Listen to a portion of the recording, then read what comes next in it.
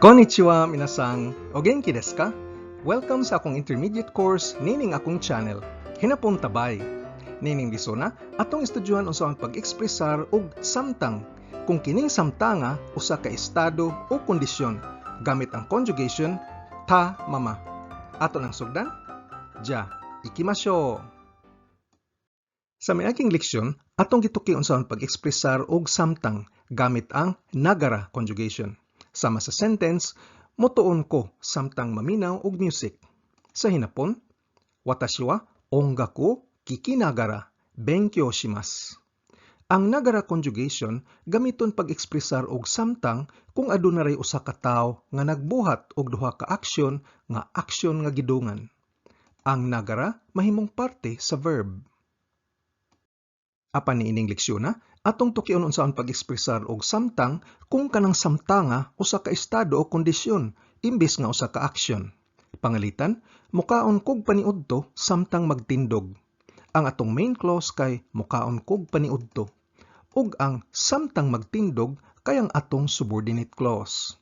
Ang samtang magtindog kay usa ka estado tungod kay sa hinapon ang aksyon sa pagtindog mahuman man dayon inigtindog nimo.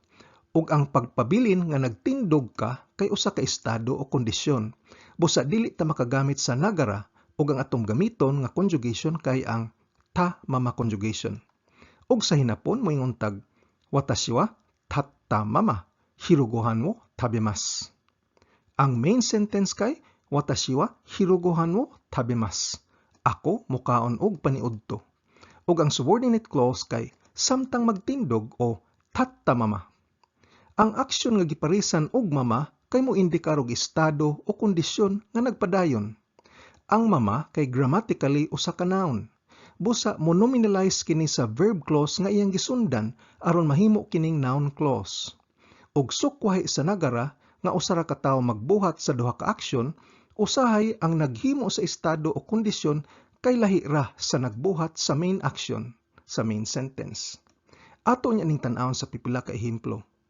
Ug usa pa gyud ka kalahian, ang nagara ikabit sa conjunctive form sa verb samtang ang mama ikabit sa ta form o sa plain past affirmative form sa verb.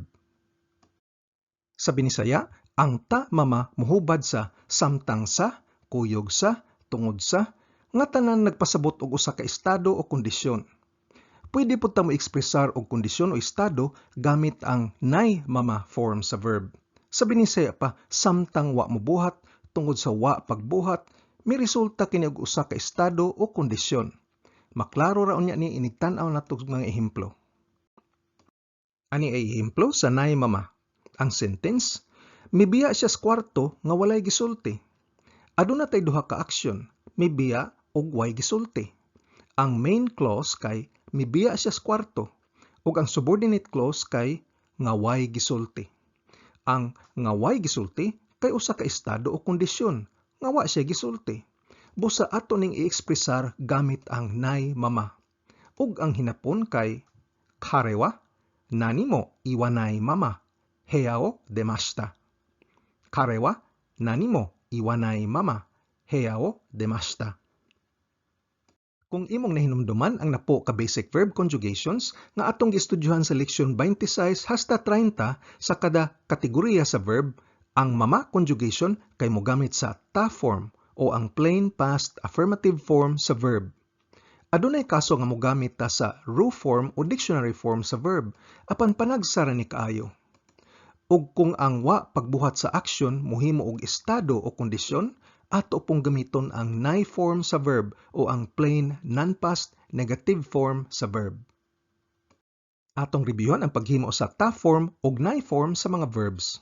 Para sa mga ru dropping verbs sama sa taberu o mukaon, taktakon ang ru ug pulihan sa ta aron moporma og plain past form, tabeta.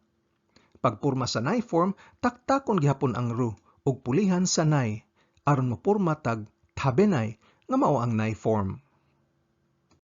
Alang sa mga category 2 o last hiragana changing verbs, mauni ang siyam ka klase nga verb endings: kugusu, bumunu, rutsu ug u. Pagporma sa ta form, ang ku mahimong ita, ang gu mausab ngadto sa ida, ang so mahimong shita, ang bumunu mausab ngadto sa nda, ug ang rutsuo mausab ngadto sa utta. Paghimo sa nai form, ang mga verb endings mausab ngadto sa ilang A series. Kagasa, bamana, rata, ugwa. Unya sa kada usa, kabitan nato og nai. Para sa 5 ka pinakakomon nga irregular verbs, ang magamit sa tamama conjugation kay ang suru, kuru, ug iku ra. Ang aru ug da dili gamiton. Sa ta form, ang suru mahimong shita, ang kuru mausab ngadto sa kita, ug ang iku mahimong itta. Sa ilang mga nai forms, ang suru mahimong shinay, ang kuru mahimong kunay, ug ang iku mausab ngadto sa ikanay. Tanaw na to ang atong mga ehemplo sa tamama gamit ang mga sentences. Akong gisuwat ang mga dictionary forms sa verbs ilawom sa in English ug akong paglaom nga kahibaw na kamo-conjugate niini sa ilang mga ta forms. Ang atong sentence, palihog ayaw pagsud sa kwarto nga nagsulob sa imong sapatos. Ang atong main sentence kay palihog ayaw pagsud sa kwarto. Ug ang subordinate clause kay nga nagsulob sa imong sapatos. Sa hinapon, kinahanglan nato isulti og una ang subordinate clause, ang ta mama clause, ug moingon tag kutsuo haita mama. Unya ang main clause dayon atong isumpay, palihog ayaw pagsud sa kwarto. Heyano na kani hayranay de kudasay. Ug ang tibok sentence kay kutsuo haita mama. Heyano na kani hayranay de kudasay. Kutsuo haita mama. Heyano na kani hayranay de kudasay. Ang nay de kudasay kay conjugation sa pagpamalihog nga pwede nimong rebihon sa leksyon 39. Sunod nga sentence, di pwede nga biyaan nimo ang bintana nga sirado. Ang atong main clause kay di pwede nga biyaan nimo. Ug ang subordinate clause kay ang bintana sirado nga nag-ekspresar og estado o kondisyon nga imong gisirhan ang bintana ug gibiyaan nga sirado. Sa hinapon, unahon natog sulti ang subordinate clause nga mado shimeta mama. Unya isulti dayon nato ang main clause nga di nimo pwede biyaan o nokoshite wa ikemasen. Ang hubad sa tibok sentence sa hinapon kay mado shimeta mama nokoshite wa ikemasen. Mado shimeta mama nokoshite wa ikemasen. Ang nokoshite wa ikemasen usa ka pagdili ug pwede nimo rebihon ang paghimo og mga pagdili sa leksyon 38. Nakatuog ko samtang ang bintana sirado. Ang main clause kay nakatuog ko ug ang subordinate clause kay samtang ang bintana sirado. Ang bintana sirado kay usa ka estado sa bintana nga sirado siya. Busa atong gamitan sa mama conjugation. Kini nga sentence maumaos miagi apan mogamit tag intransitive version sa verb sa hinapon, shimaru. Kay ang bintana man mo'y sirado. Unya unahon tagsulti ang subordinate clause sa hinapon. Madoga shimatta mama. Unya ang main clause dayon atong isulti. Nakatog ko o nete shimaimashita. Karon kung ang mama sundan dayon og verb gawas sa suru, pwede nato sundan sa particle de isip pagtukoy sa paagis pagbuhat. Giun sa man nimo pagkatuog. Natuog ko nga ang bintana sirado. Ang hubad sa tibok sentence, madoga shimatta mama nete shimaimashita o madoga shimatta mama de nete shimaimashita. Himatik di nga ang subject sa main clause kay ako o watashi nga di na kinahanglan isulti kay default man kini. Apan ang subject sa subordinate clause kay ang bintana o mado. Mao ning atong gihisgutan ganiha nga ang subject sa main ug subordinate clause pwede lahi-lahi sa usa ka sentence nga mogamit og mama. Ang nete shimaimashita nag-ekspresar pod og pagbasol ug ato na ning natuki sa leksyon 42. Manrabaho ta nga ang radyo gion. Ang main clause kay manrabaho ta ug ang subordinate clause kay nga ang radyo gion. Ato ning unang isulti sa hinapon. Radyo tsuketa mama. Unya ang main clause dayon. Shigoto shimashou. Ang tibok sentence, radyo tsuketa mama. Shigoto shimashou. Radyo tsuketa mama. shigoto shimashou. Ang shimashou conjugation kay gamiton para sa pagpangagda o pagpangimbitar o pwede ninimo rebyuhon sa leksyon 34. Samtang naglingkod didto, wa siya gibuhat. O naglingkura didto nga way gibuhat. Ang main clause kay wa siya gibuhat. Ug ang subordinate mama clause kay samtang naglingkura. Nga sa hinapon kay atong unang isulti. Asoko ni suwatta mama. Unya ang main clause dayon, wa siya gibuhat. Kare wa nani mo shimasen deshita. Ang tibok sentence kay asoko ni suwatta mama. Kare wa nani mo shimasen deshita. Asoko ni suwatta mama. Kare wa nani mo shimasen deshita. Pwede pud nimo ibutang ang subordinate clause sa tunga-tunga. Kare wa asoko ni suwatta mama. Nani mo shimasen deshita. Si Mr. Tanaka miadtos Amerika ug wa na mobalik. Pwede pud nato ni usbon pagsulti. Samtang miadtos Amerika, si Mr. Tanaka wa na mobalik. Ang main clause kay si Mr. Tanaka wa na mobalik. Ug ang atong mama clause kay samtang miadto sa Amerika. Nga unahon tagsulti sa hinapon.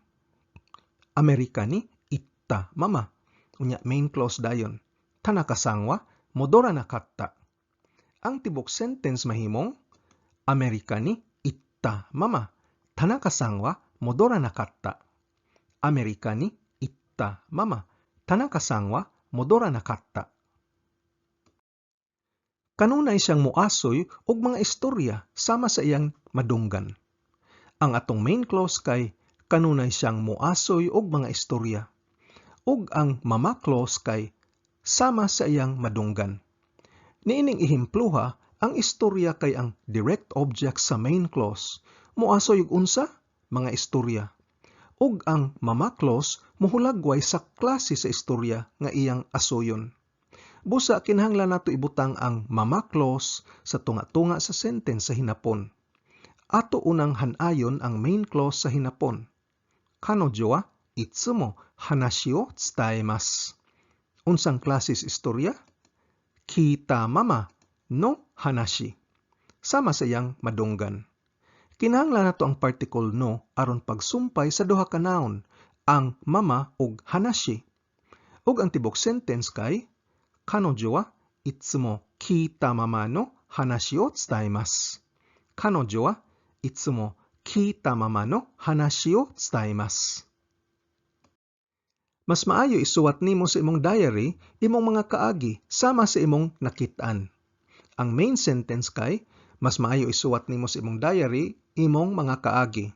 Ug ang subordinate mama clause kay sama sa imong nakit-an.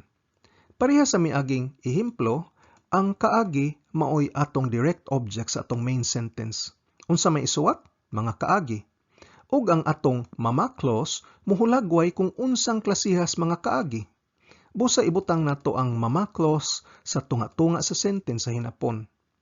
Ato unang ihanay ang main clause. Nikki ni keike no kaita hou ga ii desu. Ang taho ga ii conjugation kay mohimo og pagtambag na ato nang natuki sa leksyon 56. Unsang klasihas kaagi? Mita mama no keiken. Sa mas miagi, kinahanglanon nato ang particle no pagsumpay sa duha ka nouns, ang mama ug keiken. Ug ang tibok sentence ay napon, nikki ni mita mama no keiken no kaita hou ga ii desu. Nikki ni mita mama no keiken no kaita hou ga ii desu. Kanang bataa, mubuhat gyud sa iyang mahuna-hunaan. Sa daling pagkasulti, bata nga magtuman sa iyang gusto. Ang atong main sentence kay, kanang bataa, mubuhat gyud. Ug ang subordinate mama clause kay, sa iyang mahuna-hunaan. Ang atong subordinate mama clause kay maupoy direct object sa tibok sentence. Sa mas miaging duha ka ehemplo, atong ibutang ang mama clause sa tunga-tunga sa sentence. Atong unahon og hanay ang main clause. Kanang bataa mubuhat gyud. Ano ko wa itsumo suru. Unsay buhaton? Omotta mama ang iyang mahuna-hunaan. Ug atong ikabit paguman sa mama ang direct object particle nga wo. ug ang tibok sentence mahimong ano ko wa itsumo omotta mama o suru. Ano ko wa itsumo omotta mama o suru. Wa na ko suluba ang mga sanina ang akong gipalit. Pwede po nato usbon sa pagkasulti, samtang akong gipalit ang mga sanina, wa na ko suluba. Ang main clause kay wa na ko suluba, ug ang atong mama clause kay samtang akong gipalit ang mga sanina. Nga atong isulti og una sa hinapon. Fuku o katta mama. Unya ang main clause dayon isulti. Kimasen deshita. Ang tibok sentence, fuku o katta mama kimasen deshita. Fuku o katta mama kimasen deshita. Karon, atong tanaw ng mga ehemplo nato sa nay mama. Hinumdumi nga ang mga subordinate nay mama clauses muhubad sa Binisaya og samtang wa mobuhat, tungod kay wa mobuhat ug uban pa. Tungod kay wa buhat ang aksyon, mimugna og estado o kondisyon nga wa nabuhat ang aksyon. Karon akong isulti ang hinapon ug suwayig hubad ngadto sa Binisaya. Primerong sentence, sayonara mo iwanay mama, Tanaka-san wa Amerika ni itta. Sayonara mo iwanay mama, Tanaka-san wa Amerika ni itta. Ang atong main clause kay Tanaka-san wa Amerika ni itta. Si Mr. Tanaka miadto sa Amerika. Og ang atong mama clause kay sayonara mo iwanay mama. Sa Binisaya, si Mr. Tanaka miadto sa Amerika nga wa man gani kasulti og goodbye. Ang kondisyon sa iyang paglarga sa Amerika kay wa siya kapanamilit. Sunod nga sentence, okane ga nai no kangaenai mama, kuruma o katte shimatta. Okane ga nai no kangaenai mama, kuruma o katte shimatta. Atong main clause kay kuruma o katte shimatta. Nakapalit kog auto. Ug ang mama clause kay okane ga nai no kangaenai mama. Sud sa atong mama clause, aduna tay sentence nga ginominalize gamit ang no. Pwede nimo rebihon ang nominalization gamit ang no og koto sa leksyon 44. Sa Binisaya, samtang wa nako huna-hunaa nga wa ko'y kwarta, nakapalit kog auto. Ang nga way kwarta mao'y atong ginominalize gamit ang particle no. Sunod nga sentence, Nihongo shiranai mama, miyari wa nihon ni ryugashita. Nihongo shiranai mama, miyari wa nihon ni ryugashita. Ang main clause kay miyari wa nihon ni ryugashita. Si Mary mituon sa gawas dito sa Japan. Ang mama clause kay Nihongo shiranai mama. Sa Binisaya, si Mary mituon sa gawas sa nasod didto sa Japan samtang di kahibaw mo hinapon. Sunod nga sentence, doa o shimenai mama, ie o dete shimaimashita. Doa o shimenai mama, ie o dete shimaimashita. Atong main clause kay ie o dete shimaimashita ug ang mama clause kay doa o shimenai mama. Sa Binisaya, mibiya ko sa balay samtang wa nako siradi ang puwertahan. Kouka ga kakunin dekinai mama, sono kusuri o nonde shimatta. Kouka ga kakunin dekinai mama, sono kusuri o nonde shimatta. Ang main clause kay sono kusuri o nonde shimatta ug ang mama clause kay kouka ga kakunin dekinai mama. Sa Binisaya pa, akong nainom ng tambala samtang wa nako natuki ang iyang pagka-epektibo. Karon atong tan-awon ang mga ehemplo nga naggamit og mga adjetibo, pronoun ug noun. Palihog suway gihapon og hubad ngadto sa Binisaya. Karon aduna tay ehemplo nga mogamit og i-adjective. Men no yudete atsui mama sauce no naka ni ireru. Men no yudete atsui mama sauce no naka ni ireru. Ang main sentence kay men no yudete sauce no naka ni ireru. Ang mama clause kay atsui mama nga pasabot samtang init pa. Pwede nimo ibutang diretso ang mga adjectives at tubangan sa mama. Tungod kay ang mama grammatically usa man ka noun. Hanayon una nato ang main sentence, Pabukalan nimo ang noodles, unya ibutang ngadto sa sarsa. Unya atong idungag ang mama clause. Ug sa Binisaya, imong pabukalan ang noodles, unya samtang init pa, imong ibutang ngadto sa sarsa. Karon aduna ta ehemplo nga nagamit og na adjective. Kanojo wa kirei na mama, shinitai to itteimashita. Kanojo wa kirei na mama, shinitai to itteimashita. Ang atong main sentence kay kanojo wa shinitai to itteimashita. Ug ang mama clause kay kirei na mama nga pasabot samtang gwapa. Ayaw kalimot pagbutang sa na atubangan sa mama tungod kay ang mama grammatically noun man kini. Sa Binisaya, maingon siya nga gusto siya mamatay samtang gwapa. O maingon siya gusto siya mamatay nga magpabilin nga gwapa. Sunod ang ehemplo kay usa ka pre-nominal pronoun ang sono. Ang sentence, kuruma o sono mama de urimasu. Kuruma o sono mama de urimasu. Ang main clause kay kuruma o urimasu. Ug ang mama clause kay sono mama nga pasabot ingon ana ra mismo. Sa Binisaya, akong ibaligya ang auto ingon ana mismo. Gamit kayong ekspresyon nga sono mama. Pangalitan ang Japan ilados pag over gift wrap. Kung di ka ganahan puston o gift wrap o isod ba kag plastic bag, pwede ka mo ingon sa tindira og sono mama de ides. Nga pasabot okay ra ingon ana way putos. Laing ehemplo gamit ang pronoun, ang sentence, ano kodomo tachi wa watashi no mama ni naranai. Ano kodomo tachi wa watashi no mama ni naranai. Ang main sentence kay ano kodomo tachi wa naranai. Ug ang mama clause kay watashi no mama. Kinahanglanon nato ang particle no pagsumpay sa watashi ug mama. Ang pasabot sa watashi no mama kay akong pagbuot. Paghubad sa Binisaya, kanang mga bataa dili mahimo sa akong pagbuot o sa laing pagkasulti kanang mga bataa di nako makontrolar. Ug katapusan tang ehemplo kay usa ka noun. Ang sentence, kono machi wa mukashi no mama kawatte inai. Kono machi wa mukashi no mama kawatte inai. Ang main clause kay kono machi wa kawatte inai. Ug ang mama clause kay mukashi no mama nga pasabot samas kaniadto. Hubad sa Binisaya, kining lungsura wa gyud na usab sama gihapon sa kaniadto. Ug ani mga common nga expressions gamit ang mama.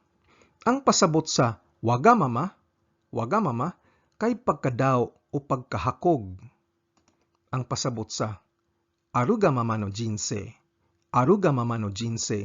kay ang kinabuhi sama sa karon. Ang ino mama ni suru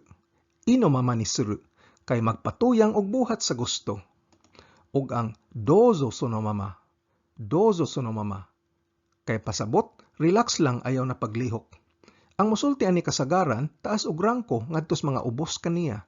Panglitan musud kag kwarto unya manindog ang mga tawo aron mohimamat kanimo ug moingon kag dozo sono mama o ayaw na mo pagtindog. Atong sumahon ning leksyon na atong natuki unsaon pag-ekspresar og estado o kondisyon sud sa subordinate clause gamit ang ta mama conjugation. Ang estado o kondisyon tungod sa pagbuhat og aksyon nga nagpabilin o naghimo og estado o kondisyon. Ug sud niining estadoha mobuhat kag laing aksyon nga anaa sa main clause. Ang ta mama mogamit sa ta form o plain past affirmative form sa verb. Ang mama usa ka grammatical noun. Mogamit pud tag nay mama kung adunay usa ka estado o kondisyon nga mamugna tungod sa wa pagbuhat og usa ka aksyon. Ug sud niining estadoha o kondisyona mobuhat tag laing aksyon. Ang nay mama mogamit sa nay form o plain past negative sa verb. Ang nay mama maumao pod sa nayde ug zuni nga mga conjugation nga ato unyang tukion. Ang mama magamit pod sa mga i ug na adjectives ug sa mga nouns. Ug diri natapos ang atong leksyon sa ta mama. Kita na pud unya ta sa sunod nga leksyon. Otsukare sama deshita. Kung arisgado ka gyud makat-on og hinapon, importante ang pagpraktis adlaw-adlaw og paggahin og panahon. Kung nagsakay ra tas jeepney, nagwatch traffic, patubang sa trabaho, naglingkod ra sakyanan o ka break time nimo, balik-balikin igtana og paminaw ang akong mga training videos nga giplano para lig-on ang imong pundasyon sa hinapon. Ayaw kalimti pag-like, share ug subscribe. Nihongo no benkyo ni Gambarimasyo. Otsukare sama deshita.